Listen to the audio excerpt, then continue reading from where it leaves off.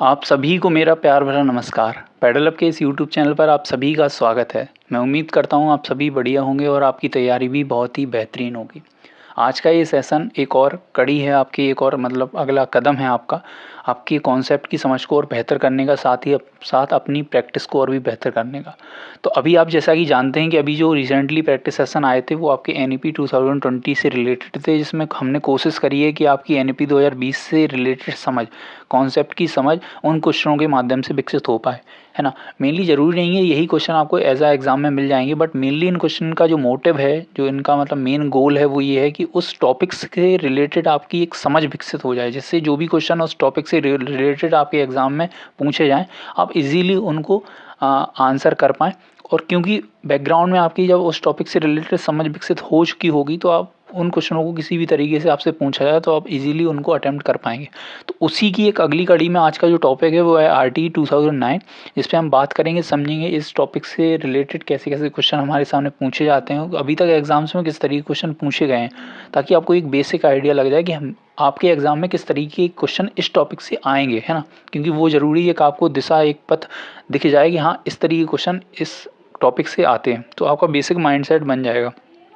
बढ़ते हैं अपने क्वेश्चनों की ओर सीधे। अगर आपने पिछले प्रैक्टिस सेशन देखे हैं, अगर आपकी क्वेश्चनों से रिलेटेड या उनके एक्सप्लेनेशन से रिलेटेड कोई क्वेरी, कोई प्रॉब्लम है, तो आप हमें हमारे ग्रुप पर इजीली उनको, अपनी क्वेश्चन को पुटअप कर सकते हैं किसी भी हमारे टॉपिक से रिलेटेड। पैडल अप ग्रुप आपको इजीली टेलीग्राम पर मिल जाएगा, जिसकी लिंक हमने नीचे डिस्क्रिप्शन बॉक्स में दी गई है, उसके थ्रू आप आसानी से ज्वाइन कर सकते हैं। बढ़ते हैं पहले क्वेश्चन की ओर। तो पहला क्वेश्चन कहता है कि RTE अधिनियम 2009 के अनुसार मूल्यांकन प्रक्रियाओं को विकसित करने के लिए निम्नलिखित में से किसकी आवश्यकता है। मतलब ये 4-5 आपको पॉइंट जो दे रखे हैं, उनमें आप बताना है कि RTE के अनुसार मूल्यांकन प्रक्रिया में इनमें से किन किन को शामिल किया गया है। तो बच्चों के सर्वांगीण विकास की, ज्ञान के स्थानीय से वैश्विक पहलुओं को जोड़ना, या गतिविधियों, खोज, अन्वेषण के माध्यम से सिखाना, या बाल सुलभ या बाल केंद्रित शिक्षा को बढ़ावा देना या उस माध्यम से सिखाना। तो अगर बात करते हैं RTE 2009 की कि मूल्यांकन प्रक्रिया में किन चीज़ों को शामिल करने की आवश्यकता है, तो सबसे पहले आप ध्यान रखिए जो नए बदलाव हुए हैं, विशेषकर आपका RTE हो गया, या आपका जो नए NCFs आए हैं, या आपके NEP 2020 ने जिन बातों पर विशेष जोर दिया है, वो सबसे पहली बात है आपका बच्चे का सर्वांगीण विकास। NEP में एक वर्ड बहुत फेमस है, 360 डेवलपमेंट, होलिस्टिक डेवलपमेंट। तो ये तो आपका होगा ही होगा RTE के भी विकास के या मूल्यांकन की प्रक्रियाओं में शामिल। तो इस हिसाब से आपका पहला जुड़ जाता है। दूसरी बात, बाल केंद्रित शिक्षा पर भी इनने जोड़ दिया है, तो ये भी जुड़ जाएगा। अब बाल केंद्रित अगर आप शिक्षा कराएंगे तो उसमें कहीं ना कहीं बच्चे को आप ज़्यादा अथॉरिटी देंगे अधगम को करने की। तो जब बच्चे को अथॉरिटी देंगे तो बच्चा खोज करेगा, अन्वेषण करेगा, इन चीज़ तरीकों के, इन मेथड्स के माध्यम से ही सीखेगा। तो हमारा C वाला भी शामिल हो जाएगा। अब यहाँ हो सकता है कुछ बच्चे B को भी अपना समर्थन दे रहे हों, तो B क्यों इसका आंसर नहीं बन सकता वो अभी हम थोड़ी देर बाद समझते हैं। पहले हमारा जो सही आंसर होगा वो बनेगा हमारा C, मतलब ACD विल बी, मतलब option C will be the right answer of this question. समझते हैं B क्यों नहीं होगा। B में कहा गया है कि ज्ञान के स्थानीय से वैश्विक पहलुओं को जोड़ना। इसको इस तरीके से ज़रा सिंपल एग्जाम्पल से समझते हैं कि मान लो एक बच्चा है, वो इंडिया में पढ़ता है ना। अब एक बच्चा है जो ऑस्ट्रेलिया में पढ़ता है, ठीक है। अब हमारी RTE या NEP ने कहीं भी ये बात नहीं कही है कि ऑस्ट्रेलिया वाले बच्चे के जो करिकुलम है, उसका शैक्षणिक जो भी उसका है सब्जेक्ट, उसको हम इंडिया के बच्चे के करिकुलम से रिलेट करें, ऐसी बात अभी तक नहीं कही गई है। तो इस वजह से, ये इसका एक्सप्लेनेशन है, इस वजह से B वाला हमारा ऑप्शन नहीं बनेगा। आई होप आपको क्लियर हो गया होगा। बढ़ते हैं अगले क्वेश्चन की ओर कि under the right to education act 2009 a child has a fundamental right to get admission in a school. आपको ये बताना है RTE के अनुसार एक बच्चे को किस संस्था में, किस प्रकार के स्कूल में एडमिशन लेने का अधिकार दिया गया है। गवर्नमेंट स्कूल में, प्राइवेट स्कूल में, अनएडेड माइनॉरिटी स्कूल्स में, या इन ऑल स्कूल, या किसी में भी उसे शिक्षा का या एडमिशन के तौर पे कोई बात नहीं की गई है। तो अगर RTE माने बच्चे को एडमिशन का अधिकार है, क्योंकि फ्री कंपलसरी एजुकेशन की बात की गई है RTE में, तो उसको जो अधिकार है किन प्रकार के स्कूल में, अगर ऑप्शन की मान के चले तो हमारा जो आंसर बनेगा इन ऑल स्कूल। लेकिन यहाँ समझने वाली एक बात है कि RTE का नियम उन संस्थाओं पर लागू होता है जिन पर कहीं ना कहीं सरकार का प्रत्यक्ष और अप्रत्यक्ष रूप से अनुदान होता है, या वो सरकार के तौर पर निर्भर करती हैं। लेकिन खासकर वो संस्थाएं जो सरकार से किसी भी प्रकार का अनुदान नहीं लेती हैं, है ना। जैसे कि आपके कुछ मतलब जो आपके रीजनल धार्मिक स्कूल होगा, जैसे आपके क्या बोलते हैं गुरुकुल हो गए, जैसे आपके मदरसे हो गए, या ऐसे प्राइवेट स्कूल जिन्होंने सरकार से कोई भी अनुदान राशि नहीं ली है, वो आरटीई को लागू करने या उनके नियमों को मानने के लिए बाध्य नहीं है। ये बात आपको ध्यान रखनी है। तो अगले क्वेश्चन की ओर चलते हैं कि dash emphasized on the provision for the better infrastructure, improved people teacher ratio and the enhance role of school management committee. मतलब किस चीज़ ने इन तीनों को जोड़कर आगे मतलब शिक्षा में इन चीज़ों को महत्व की बात कही है। तो यहाँ अगर क्वेश्चन पे ही ध्यान दें अगर, तो क्वेश्चन में एक वर्ड आपको यहाँ देखने को मिल रहा होगा कि स्कूल मैनेजमेंट कमेटी। तो इस बात को आप अपनी कॉपी में नोट डाउन कर लें नोटबुक में, क्योंकि एसएमसी का कई बार आपको फुल फॉर्म देखने को मिलता है कई सारे एग्जाम्स में, चाहे आपका केवीएस हुआ, एनबीएस होगा, इनमें देखने को मिला है। तो ये बात आप जरा ध्यान रखें कि एसएमसी का फुल फॉर्म होता है स्कूल मैनेजमेंट कमेटी। अब बात करते हैं कि आपका infrastructure, people teacher ratio and SMC के बारे में किसने बात करी है। तो अभी हम आरटी के बारे में पढ़ रहे हैं, इसलिए हमारा जो सही आंसर होगा वो होगा आपका आरटी एक्ट 2009। अब यहाँ एक बात ध्यान रखने की और है, जो पीपल टीचर रेशियो आप देख रहे हैं, तो आरटी की जब आप धाराओं में पढ़ेंगे तो उसमें क्लियरली मेंशन है कि पीपल टीचर रेशियो कितना होना चाहिए। अगर आपने मैं उम्मीद करता हूँ क्योंकि आप एग्ज़ाम आपका आने ही वाला है और आप उसी की तैयारी कर रहे हैं प्रैक्टिस के ज़रिए, तो आपको ये बताना है कि प्राइमरी लेवल और सेकेंडरी लेवल पर ये अनुपात कितना बताया गया है। तो कितना अनुपात होना चाहिए प्राइमरी लेवल पे पीपल टीचर रेशियो, कितना होना चाहिए आपका सेकेंडरी लेवल पे। इसका आंसर आप कमेंट बॉक्स में हमें ज़रूर लिख के भेजिए, ताकि आपकी अगर आपको पता भी है तब तक आपकी नॉलेज वो जो आपको है वो रिवाइज होती चली जाए। बात करते हैं अगले क्वेश्चन की। Right to education act 2009 states that a teacher shall perform which of the following duty. मतलब आरटी 2009 में एक शिक्षक की कौन कौन से कर्तव्य बताए गए हैं, कौन कौन सी उसकी ड्यूटीज़ मेंशन करी गई हैं। क्योंकि आरटी में टीचर की ड्यूटी के बारे में बात की गई है, टीचर किन किन कार्यों में लगाया जा सकता है शिक्षण के अतिरिक्त, इस बारे में बात की है। साथ ही साथ आपका पीपल टीचर रेशियो की बात की है, कुछ विभिन्न संस्थाओं की बात की है जो कहीं ना कहीं आपके स्कूल को एक अपना समर्थन देती हैं। ठीक है, उसके बाद और बच्चों के अधिकारों की बात की गई है। तो ये कई सारी धाराएं, उन्हीं में से एक धारा है जो बात करती है टीचर के ड्यूटीज़ की। तो कौन कौन सी ड्यूटीज़ उसमें शामिल हैं। तो पहला है आपका स्कूल जाने की नियमित एवं समय की पाबंदी होना। बिल्कुल सही है, टीचर का ये रोल है क्योंकि उसका जो काम है वो स्कूल और बच्चों से जुड़ा हुआ है, तो उसे नियमित रूप से स्कूल जाना चाहिए और समय मतलब पंक्चुअल होना चाहिए। ठीक है, पाठ्यक्रम को संचालन भी करना चाहिए क्योंकि वो करिकुलम जो उसे एज अ गाइड बुक मिला है तो उसे पूरा करना होगा जो पाठ्यक्रम, और निर्धारित समय में। साथ ही ऐसा नहीं है वो पूरा कर ही नहीं रहा, हो ही जाएगा 1-2 साल में, नहीं, उसे जो नियमित समय निर्धारित किया गया है उसके अनुसार ही उसे पूरा करना है। तो यहाँ जो हमारा सही आंसर बनेगा वो बनेगा ऑल ऑफ द अबव। बढ़ते हैं अगले क्वेश्चन की ओर कि the right of children to free and compulsory education act 2009 stipulates that learning should be. मतलब आरटीई में जो अधिगम के बारे में बात की है वो किस तरीके की अधिगम होनी चाहिए। शैक्षणिक विषयों तक सीमित होनी चाहिए, बार बार उसका कहीं ना कहीं निगरानी रखनी चाहिए बच्चे के ऊपर, अनुकूल तरीके से गतिविधियों के माध्यम से बच्चे को सीखने देना चाहिए, फ्री छोड़ देना चाहिए उसे, या अतिरिक्त कोचिंग का समर्थन देना चाहिए बच्चे को। मतलब अगर समझ में नहीं आ रहा तो उससे कहोगे कहीं और कोचिंग लगवा ले।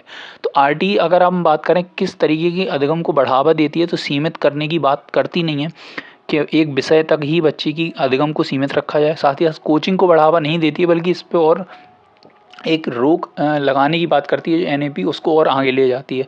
ठीक है, बार बार निगरानी रखने से क्या होगा, उसका अधिगम तो बेहतर होगा नहीं, बल्कि बच्चे में कहीं ना कहीं आपको डिमोरलाइज करने के ये तरीके हैं कि बार बार बहुत बारीक तरीके से आप बच्चे के ऊपर निगरानी रख रहे हैं। बात करते हैं कि अनुकूल बच्चे को स्वतंत्र छोड़ दें, साथ ही साथ उसे अपने तरीके से सीखने दें ताकि वो कुछ ऐसे रास्ते को एक्सप्लोर कर पाए जो आप कहीं ना कहीं उसे वो उस प्रकार का अधिगम देने में कहीं ना कहीं असमर्थ हैं एक तरीके से। तो हमारा जो सही आंसर बनेगा वो बनेगा आपका सी वाला। ठीक है, बढ़ते हैं अगले क्वेश्चन की। According to RT act 2009 working hour per week for a teacher for the teachers are. मतलब आरटी के अनुसार टीचर के वर्किंग आवर पर वीक कितना बताया गया है।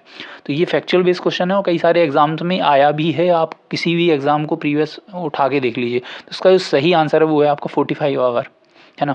बढ़ते हैं अगले क्वेश्चन की ओर कि who first demanded free and compulsory education in India. तो ये आपका थोड़ा सा पिछला क्वेश्चन हो गया, एज अ हिस्ट्री आप क्वेश्चन मान सकते हैं कि सबसे पहले निःशुल्क अनिवार्य शिक्षा की मांग किसने की थी। महात्मा गांधी ने, बाल गंगाधर तिलक ने, दादाभाई नौरोजी ने, या गोपाल कृष्ण गोखले ने। थोड़ी देर के लिए आपको लग रहा होगा कि हम ऐसा तो नहीं हिस्ट्री की क्लास ले रहे हो, नहीं, समझते हैं कि पहली बार निःशुल्क एवं अनिवार्य शिक्षा की मांग जो की थी वो किसने की थी। तो जो सर्वप्रथम इस बारे में जिसने बात की थी या जिस मांग रखी थी वो थी गोपाल कृष्ण गोखले ने। है ना, थोड़ी हिस्ट्री वाले पार्ट को टच कर लेते हैं।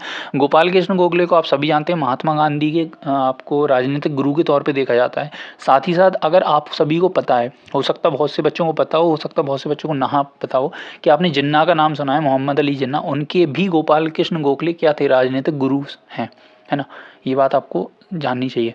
तो बात करते हैं इस फ्री एंड कंपलसरी एजुकेशन की, किसने बात की थी, वो थे गोपाल कृष्ण गोखले। अगर आपने सुना होगा वर्धा समिति, है ना, जो आपकी कहीं ना कहीं एक कौशल से रिलेटेड, शिक्षा में कौशल लोगों को बढ़ावा देने की बात जिसने कही है, वो कहीं ना कहीं महात्मा गांधी से जुड़ी हुई है। तो ये दोनों बातों को आपको ध्यान में रखना है, क्योंकि कमेटी वाले जो क्वेश्चन बनते हैं उसमें वर्धा समिति कई बार पूछी जाती है। अच्छा, मैं एक क्वेश्चन आपको देता हूँ। तो सबसे पहले जो शिक्षा का आयोग बना था वो किस सन में बना था, उस आयोग का क्या नाम है, ये आपको कमेंट बॉक्स में लिख के भेजना है। बात करते हैं शिक्षक दिवस कब मनाया जाता है। तो ये हम सभी जानते हैं, शिक्षक दिवस कब मनाया जाता है, वो 5 सितंबर को मनाया जाता है। किसकी याद में या किस उपलक्ष्य में वो चीज़ मनाई जाती है, अब आपको ये हमें लिख के भेजना है, तो हमें पता लगेगा कि आप इस बारे में कितनी और नॉलेज रखते हैं। बात करते हैं राष्ट्रीय शिक्षा दिवस कब मनाया जाता है। तो राष्ट्रीय शिक्षा दिवस आपको ये खुद से हमें लिख के भेजना है, क्योंकि आप जब सर्च करेंगे तो आपको और जानकारी मिलेगी। तो ये आपका एज अ होमवर्क क्वेश्चन है, जिसका आंसर आप जरूर हमें कमेंट बॉक्स में दें, ताकि हम भी समझ सकें कि आप क्लास में कितने इन्वॉल्व, एक्टिव पार्टिसिपेशन करके सीखते हैं चीज़ों को। बात करते हैं आरटीई में किस शिक्षा पर बल दिया गया है, क्या वो प्रगतिशील शिक्षा है, प्रायोजित शिक्षा है, समावेशी शिक्षा है, इनमें से सभी। तो बात करते हैं प्रोग्रेसिव, स्पॉन्सर्ड, इंक्लूसिव या ऑल ऑफ द अबव।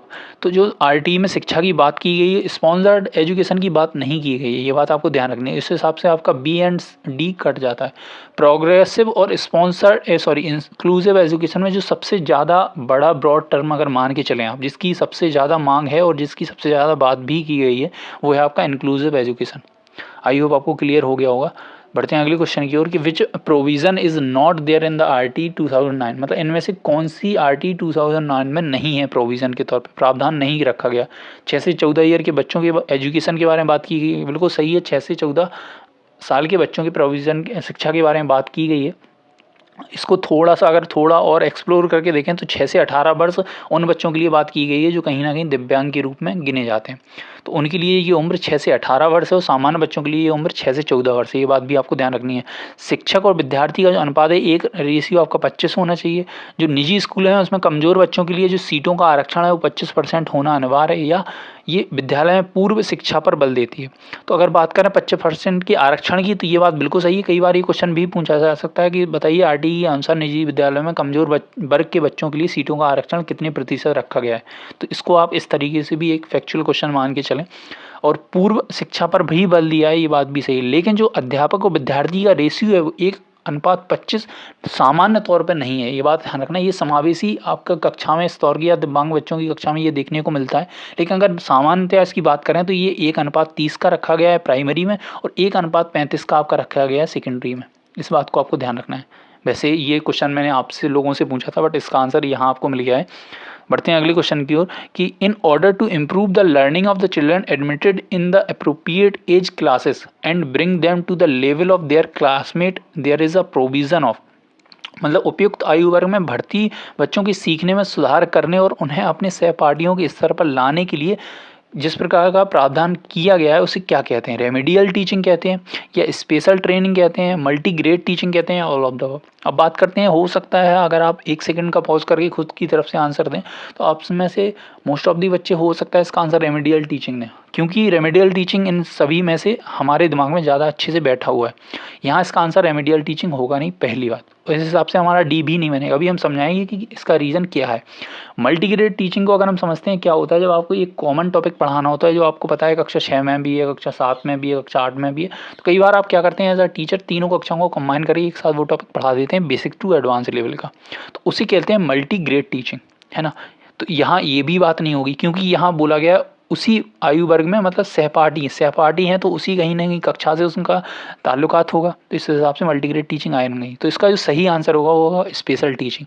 अब रेमेडियल टीचिंग की बात करते हैं, इसको समझते हैं ये क्यों आंसर नहीं बनेगा। मान लो एक बच्चा है, आपको पता है वो अच्छा परफॉर्म नहीं कर रहा है, कुछ चीज़ों में उसे समस्या हो रही है, तो क्लास में बहुत सारे बच्चे हैं, आप क्लास में उसे इंडिविजुअली वो चीज़ शायद इतनी बेहतर तरीके से नहीं बता सकते, तो आप क्या करते हैं उस बच्चे से कहते हैं कि अच्छा क्लास खत्म होने के बाद आप मुझसे मिलना, लंच टाइम में या फ्री टाइम जब भी आपकी है, फ्री क्लास है, फ्री पीरियड है, जो भी है, तो उस बच्चे को आप बुलाते हैं, फिर अलग से वही टॉपिक आप कई अलग अलग विधि तरीके मेथड से समझाने की कोशिश करते हैं, जिस हिसाब से बच्चे के वो टॉपिक क्लियर हो जाए माइंड में। इसे आप कहेंगे रेमेडियल टीचिंग, इस प्रोसेस को। आई होप आपको क्लियर हो गया होगा। बढ़ते हैं अगले क्वेश्चन की ओर। राइट टू एजुकेशन एक्ट 2009 में पहली बार संशोधन कब किया गया था? 2010, 2011, 2012 या अभी तक किया ही नहीं गया? तो 2010 में ये लागू हुआ था, आपको याद रखना है। 2009 का जो RTE एक्ट है वो 2010 1 अप्रैल को लागू किया गया था, ठीक है, ये बात आपको ध्यान रखनी है। 2011 में संशोधन किया नहीं गया था, ये संशोधन 2012 में हुआ था, और आगे चलकर ये 2016 में आपको संशोधन के तौर पर देखने को भी मिलता है, तो ये बात आपको ध्यान रखनी है। अब आपको ये बताना है, अगर 2016 में संशोधन की बात कर ही दी है, तो 2016 में जो संशोधन हुआ था उनमें किस धारा पर संशोधन किया गया था? RTE में बहुत सारी धाराएं, तो किस धारा पर मेनली ये संशोधन, या आपका कहीं ना कहीं कह सकते हैं आप, ये संशोधन लागू हुआ था, क्या चीज़ों का सुधार किया गया था? अगर बात करें अगले क्वेश्चन की, कि शिक्षा का अधिकार अधिनियम का पूरा नाम बताना है। हम सभी जानते हैं, RTE पढ़ते हैं, शिक्षा का अधिकार अधिनियम के नाम से उसे जानते हैं, लेकिन उस RTE का फुल फॉर्म क्या है ये आपको बताना है, ठीक है। ये बहुत ही इंपॉर्टेंट हो जाता है, क्योंकि कई बार जैसे हम NEP को न्यू एजुकेशन पॉलिसी कह देते हैं, और कई बार एग्जामिनर भी जानता है हमारे माइंडसेट को, तो वो न्यू एजुकेशन पॉलिसी आपका ऑप्शन भी दे देगा। तो बहुत सारे बच्चे कई ऐसे होंगे जो न्यू एजुकेशन पॉलिसी NEP का फुल फॉर्म लगा के ही आते भी हैं, ये देखने को भी मिला है, बल्कि उसका फुल फॉर्म है नेशनल एजुकेशन पॉलिसी। ऐसी RTE को हम राइट टू एजुकेशन कहते हैं, बट इसका जो फुल फॉर्म है वो राइट टू एजुकेशन ना होकर right of children to free and compulsory education है, ये बात आपको ध्यान रखनी है। तो इससे सबसे जो हमारा सही आंसर होगा वो बनेगा हमारा D, ठीक है। आई होप आपको ये चीज़, क्योंकि ये फैक्चुअल है, कई बार हम जो आम बोलचाल में चीज़ों का यूज करते हैं उन्हीं को आंसर के तौर पे लगा के आ जाते हैं, जो कहीं ना कहीं बाद में गलत साबित होता है। 15 क्वेश्चन की बात करें तो ये क्वेश्चन आपका सेम है, पिछले वाले से मैच करता है, इसलिए इसको क्रॉस कर देते हैं। अगले क्वेश्चन की अगर बात करें तो प्राथमिक विद्यालयों में वास्तव में नामांकित बच्चों की अनुपात को डैश कहा जाता है। मतलब जो प्राइमरी लेवल पर या एलिमेंट्री स्कूल्स में जो बच्चों का एनरोलमेंट होता है, जो नामांकित बच्चे होते हैं, उसको क्या कहते हैं? Literacy ratio, elementary education ratio, gross enrolment ratio या नेट एनरोलमेंट रेशियो। तो एलिमेंट्री सुन के हो सकता है आप B वाला दे दें, बट B इसका आंसर नहीं बनेगा। लिटरेसी साक्षरता का उनके एनरोल करने से कोई सीधा डायरेक्ट कनेक्शन नहीं है, इसको कहेंगे ग्रॉस एनरोलमेंट रेशियो, है ना। तो ये बात आपको ध्यान रखिए। सकल नामांकन अनुपात, अगर आपको पता है कि अभी सकल नामांकन अनुपात का प्राइमरी में और आपको हायर सेकेंडरी या सेकेंडरी में कितने का करने का लक्ष्य रखा गया था सरकार द्वारा, तो अगर आपको इसकी जानकारी, क्योंकि आपका करंट का क्वेश्चन है, आप GK का भी इसे मान सकते हैं, तो ये आप जरूर हमें कमेंट बॉक्स में लिख के भेजें। अगले क्वेश्चन की अगर बात करें तो राष्ट्रीय साक्षरता मिशन, जिससे ठीक है, नेशनल लिटरेसी मिशन NLM किस पर ज़्यादा केंद्रित है? प्रौढ़ शिक्षा पर, बालिकाओं की शिक्षा पर, विद्यालय विहीन बस्तियों और विद्यालय से बाहर के बच्चों पर, या ऊपर में से सभी? तो अगर बात करें NLM की, तो ये किस पर ज़्यादा बल देता है? तो ये बाहर के बच्चों पर या बस्ती या विहीन बच्चों पर बल नहीं देता है, ठीक है। जो राष्ट्रीय साक्षरता मिशन है, इसका सबसे ज़्यादा जो फोकस पॉइंट है वो है आपका प्रौढ़ शिक्षा, अडल्ट एजुकेशन पे। ये बात आपको ध्यान रखनी। हो सकता है कई बच्चे इसका all of the above answer लगा के आएँ, तो कई बार ऐसे क्वेश्चन होते हैं जो कॉमन सेंस बेस होते हैं, लेकिन उनमें फैक्चुअल जो पॉइंट है वो ज़्यादा मैटर करता है, तो इस बात को आपको ध्यान रखना। आई होप आपको ये चीज़ें क्लियर हो गई होंगी। तो ये थे आज के हमारे बेहतरीन क्वेश्चन। मैं उम्मीद करता हूँ कि RTE से रिलेटेड जो आपके बेसिक कॉन्सेप्ट हैं, जो मेरी तरफ से हो सकता था, मैंने उसकी बेसिक समझ आपके अंदर डेवलप करने का प्रयास किया है, और अगर मैं उस प्रयास में कितना सफल हूँ कितना नहीं हूँ वो आप डिसाइड करिएगा कि आपको ये प्रैक्टिस सेशन कितना अच्छा लगा, हमें ज़रूर बताइएगा, ताकि हम एक आइडिया लग जाता है कि कंटेंट को किस तरीके से आपके सामने पेश किया जाए, ताकि वो ज़्यादा से ज़्यादा बेहतर ढंग से आप तक पहुँचे और आपकी समझ में ज़्यादा अच्छे से आए। तो अगर आप और ज़्यादा एक्सप्लोर करना चाहते हैं प्रैक्टिस सेशंस को, तो ये कुछ प्लेलिस्ट आपको मिल जाएंगी। साथ ही साथ कॉन्सेप्ट से रिलेटेड भी एक प्लेलिस्ट अभी चल रही है कंटिन्यू। कुछ वजहों से उसमें थोड़ा सा रुकावट करनी पड़ी, बट आगे वो कंटिन्यू की जाएंगी। तो मिलते हैं अगले प्रैक्टिस सेशन में। कुछ और हो सकता है इसी टॉपिक को थोड़ा और एक्सप्लोर करें, हो सकता है कुछ और नए टॉपिक आपके साथ शामिल किए जाएँ एग्ज़ाम्स के पहले। तो मिलते हैं अगले टॉपिक के साथ, तब तक के लिए मस्त रहिए, व्यस्त रहिए। Bye bye, take care.